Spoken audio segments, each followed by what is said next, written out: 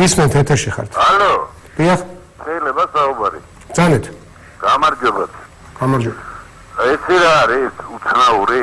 აი ახლა ხან ბატონმა ალექსიმ დაბადების დღე მიულოცა ბატონ ბიზინა ივანიშვილი. დიახ, მე შევერთე. მანამდე კი თქვა რომ მიულოცა ძალიან კარგია.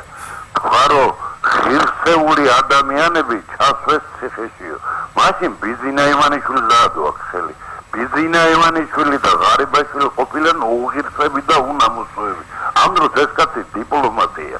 იცი რა მინდა გითხრათ?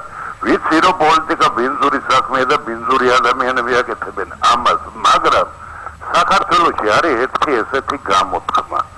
ალბათ გეცოდინებათ.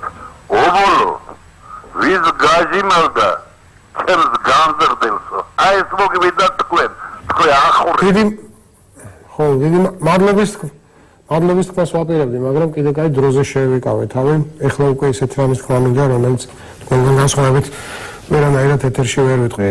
ჩემი დამოკიდებულება მაქვს მიხეილ სააკაშვილის მიმართ არც ეს ღვაწლმოსილი, ესე ვთქვათ, ზრდილი მამრი და არც ბევრი კიდე სხვა არ იყო იმ ბრძოლაში, როდესაც სააკაშვილის რეჟიმის წინააღმდეგ ირაკლი ალასანია და მისი გუნდი იბრძოდით.